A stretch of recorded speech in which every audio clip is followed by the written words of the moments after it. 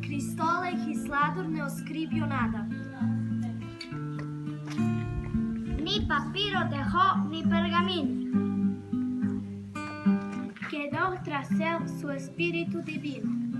Su fe con su memoria inmaculada. Cristo Rey no empuñó cetro ni espada. En el polvo dejó de su camino. De su fe conseguía su destino. Dejándola el tiempo encomendado.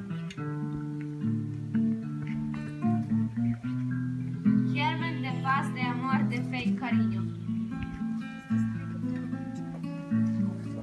Culto del alma, religión interna. De Fausto exenta y de mundano aliño. La propaganda amor, la amistad tierna. La fe del pobre, la mujer y el niño. Y por eso es veraz, única, eterna.